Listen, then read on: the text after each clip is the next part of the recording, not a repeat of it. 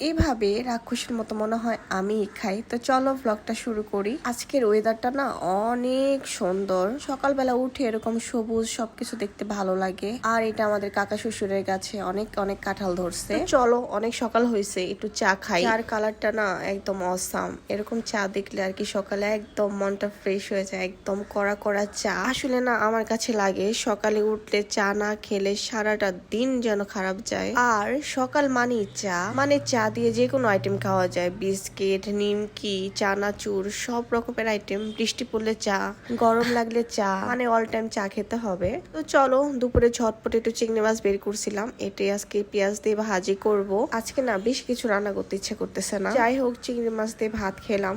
তারপর বিকালে একটা ঘটনা ঘটছে, আমার না অনেক গ্রিল আর নান রুটি খাইতে ইচ্ছা করতেছে। তাহাকে বললামও, সে আনতেও গেছে। তারপর দেখি যে ওমা বিএফসির প্যাকেটও আছে আর নান রুটির প্যাকেটও আছে। তারপর ভাবলাম যে কি হলো, বুঝলাম না তো।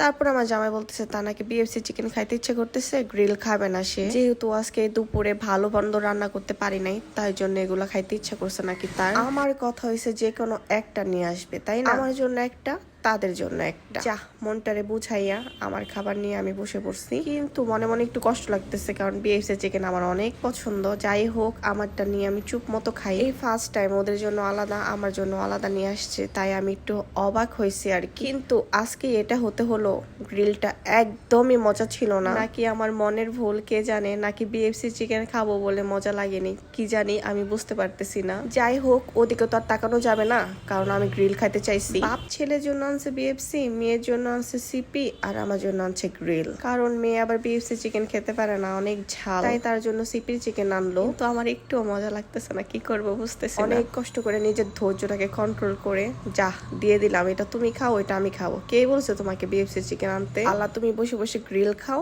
আমি বসে বসে বিএফসি চিকেন খাই। তো আজকের ভিডিওটা তোমাদের কেমন লাগলো প্লিজ কমেন্টে জানাবেন। বাই।